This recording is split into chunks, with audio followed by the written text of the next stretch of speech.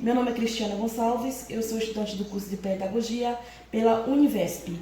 E junto com as minhas colegas Cláudia Andréia e Stephanie Sartori, nós desenvolvemos uma videoaula para o projeto Integrador. O projeto Integrador 4, a nossa videoaula tem um tema: Filhos da Terra, povos indígenas de São Paulo, quem são eles? Bom, em 1500, quando Pedro Álvares Cabral invadiu o território brasileiro, estima-se que moravam aqui, que residiam aqui, entre 1 e 5 milhões de nativos. Os tupis ocupavam a região costeira que se estende do Ceará à Caninéia, no estado de São Paulo, enquanto os guaranis se espalhavam pelo litoral sul do país e a zona do interior, na bacia do Rio Paraná até o Paraguai. Em outras regiões, encontrava as outras tribos, genericamente chamadas de tapuraias. Palavra tupi que designa índios que falam outras línguas. É importante ressaltar que essas tribos elas tinham dialetos completamente diferentes. Atualmente no Brasil, quem são os índios? Onde vivem? Quantos são? Segundo o IBGE, estima-se que a população indígena brasileira é cerca de 800 mil, representando 4% da população brasileira. E isso segundo o censo do IBGE do ano de 2010. Eles vivem em todo o território nacional, principalmente em terras indígenas e em várias áreas urbanas. Há 77 referências de grupos indígenas não contactados, dos quais 30 foram confirmados. O que significa isso? Significa que 77 grupos indígenas, tribos indígenas, não têm contato com o homem branco. Como viviam os índios e como vivem agora? Quais são as suas diferenças? Bom, assim que os portugueses chegavam, perceberam que os indígenas eles viviam em aldeias que abrigavam entre 600 e 700 habitantes. Essas aldeias, muitas vezes, elas eram interligadas por trilhas. A alimentação era uma alimentação mais natural, baseada na agricultura, principalmente na mandioca, na pesca de peixes e marisco e no extrativismo, visto que a boa parte dos índios coletavam na natureza os seus alimentos. Além disso, com as fibras nativas do campo e da floresta, eles fabricavam cordas, cestas, peneiras, esteiras, redes, entre outros. Além disso, fabricavam diversos tipos de potes em cerâmica, inclusive urnas funerárias para enterrar os seus mortos.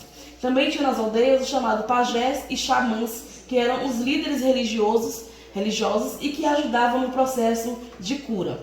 É importante lembrar que os índios não tinham acesso à educação formal. A educação era passada do mais velho para o mais novo.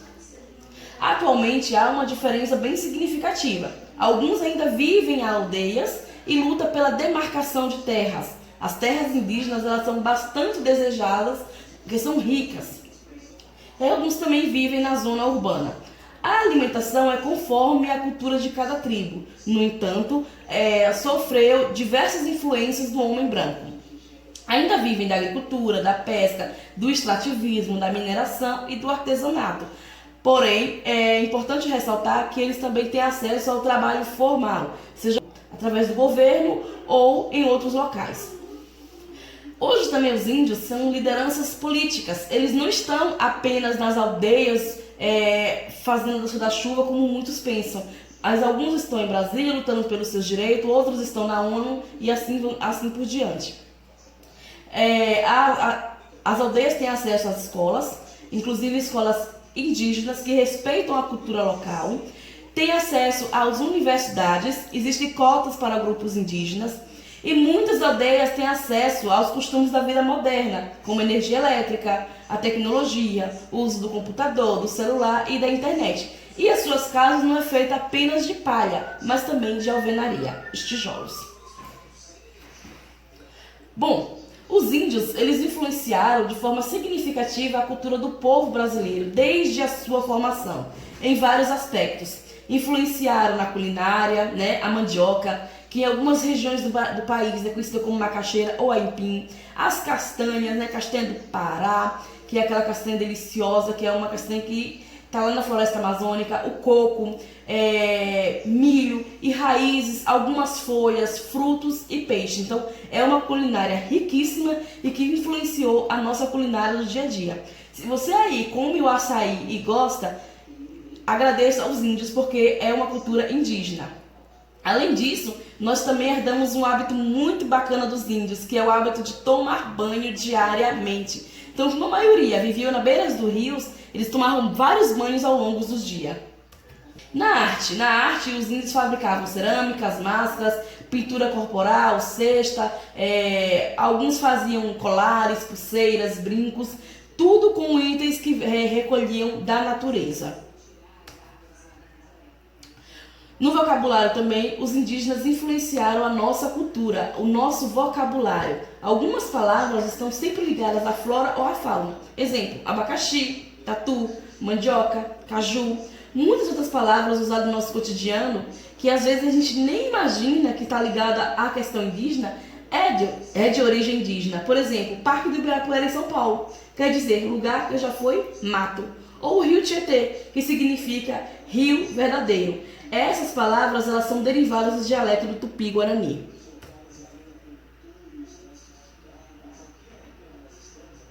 Quanto ao folclore brasileiro, algumas lendas elas são lendas indígenas. Curupira, Saci-Pererê, o Boitatá, a Iara, o Boto Cor-de-Rosa, a Mula Sem Cabeça, todos são ligados aos mitos indígenas. Lembrando que a Iara seria a sereia. Bom, conforme eu disse, os povos indígenas eles estavam espalhados por todo o Brasil, por todo o território nacional. Quando os portugueses chegaram aqui, eles aportaram mais precisamente na Bahia. Lá eles fizeram a primeira exploração do pau-brasil por cerca de 5 décadas. E os índios os ajudaram. Como ajudaram? Cortavam o pau-brasil para eles, transportavam até os navios e tal. Em troca, os índios recebiam não apenas esperminhos, como você acha, mas recebia principalmente utensílios para ajudar no seu dia a dia, como facão, machado, arma de fogo. Então, porém, os portugueses resolveram povoar o território brasileiro. E para isso eles precisavam dos índios para escravizar. Mas os índios eram espertos demais e ao invés de se tornarem escravos, eles começaram a fugir mata adentro. E, inclusive, a tribo Pataxó, que ficava lá na Bahia, que ainda tem na Bahia, eles adentraram o mato e chegaram no estado de São Paulo, que já tinha outros nativos. Então, povos indígenas do estado de São Paulo. Quem são? Quantos são? E como vivem? Bom, no imaginário da gente, se você sair perguntando na rua como eles pensam, como são os índios, a maioria vai responder que são selvagens, cultura simples, sem leis, sem acesso à educação formal, que vivem apenas nas florestas. Gente, essa é uma visão completamente deturpada, completamente equivocada e que muitas vezes é passada no dia 19 de abril, que é comemorado o Dia do Índio, onde pinta o rosto, põe um cocazinho, canta a musiquinha do índio, mas o povo indígena mudou. E mudou muito. Então é preciso reconhecer essas mudanças. É preciso deixar de lado essa figura folclórica pintada pelos romances. É preciso deixar de lado essa figura imaginária e ter uma imagem do índio real. Do índio que tem uma cultura rica, que tem acesso à educação, às universidades, que tem acesso à ONU, que tem acesso aos parlamentos, que luta pelos seus direitos sociais, que luta pelo seu direito à terra.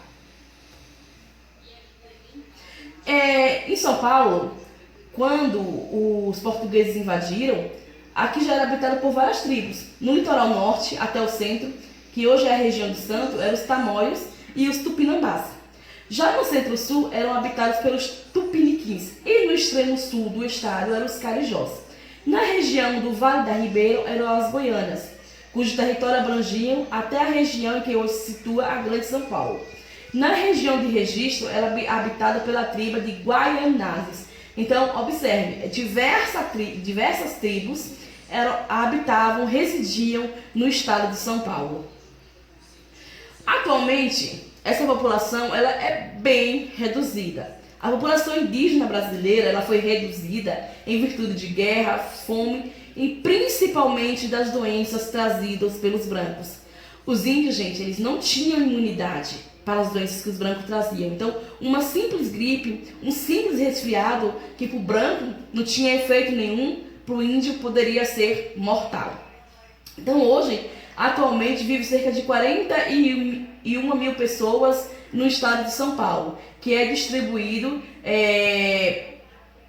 pelo litoral sul, norte e Vale da Ribeira. Até na região metropolitana de São Paulo também tem tribos indígenas. A principal delas é a Guarani e a Tupi, que fica na região sul e sudeste do Brasil. Os guaranis habitavam principalmente os territórios ao litoral. A Mata Atlântica para eles é sagrada. Eles acreditam que a Mata Atlântica é um lugar privilegiado para a busca de espaços sagrados de convivência, que seria uma terra sem mal. Dentro da tribo Guarani, da ideia Guarani, tem o Tecoá. O que é o Tecoá? O plano físico, que poderíamos dizer que é uma aldeia, um lugar onde a comunidade Guarani encontra os meios necessários para a sua sobrevivência. É a conjugação de vários espaços que se entrecruzam. Espaço de mata preservada, onde praticam a caça ritual, coleta de ervas medicinais e material para confeccionar artesanato e suas casas. Aqui tem uma imagem que mostra mais ou menos como é uma tribo Guarani. Ele respeita ainda a sua cultura, quando pode se observar, tem várias casas, ocas feitas com palha. No entanto, ao redor tem casas de alvenaria que têm acesso a luzes elétricas e outras tecnologias. Os Terenas. Os Terenas é um povo indígena falante da língua aruaque. Atualmente habita 2 estados brasileiros, o Mato Grosso do Sul e em São Paulo. Vivem da agricultura, principalmente da mandioca. Os Caiagangues. O Caiagangue é um povo pertencente da família G, que ocupa 46 terras indígenas localizadas no estado de São Paulo, Paraná, Santa Catarina e Rio Grande do Sul. Sua população estimada em 37.470 pessoas. Isso é de acordo com o censo do IBGE de 2010. Bom, como eu disse para vocês, a questão indígena mudou muito. O índio não fica lá no meio do mato, na floresta, cantando, fazendo a dancinha da chuva. Não, eles preservam seus rituais religiosos, eles preservam suas culturas, mas eles também abriram suas aldeias para que outras pessoas conheçam. No caso da aldeia Tenondé Porã, que vivem cerca de mais de 1.000 indígenas, né? Cerca de 2.000 indígenas do povo Guarani, e fica no estado de São Paulo.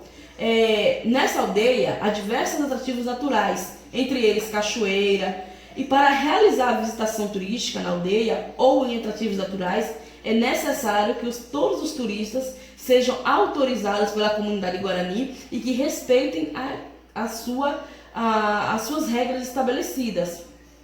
Visitar a terra indígena é uma oportunidade única para conhecer e valorizar a sua cultura, sua língua, artesanato, agricultura e rituais. Mas deve ser feito com muito respeito, porque o território é o lar do Guarani.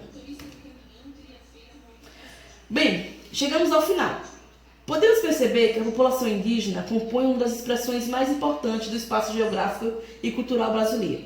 Apesar do processo de colonização ter sido responsável por dizimar boa parte da população, bem como ter operado a quebra de seus costumes, muitos dos nossos hábitos, manias e expressões estão relacionados com eles. Dessa forma, podemos dizer que a cultura e fala dos índios estão presentes em nossos dia a dia. Então, a gente não tem que ter preconceito, a gente tem que ter respeito ao povo indígena.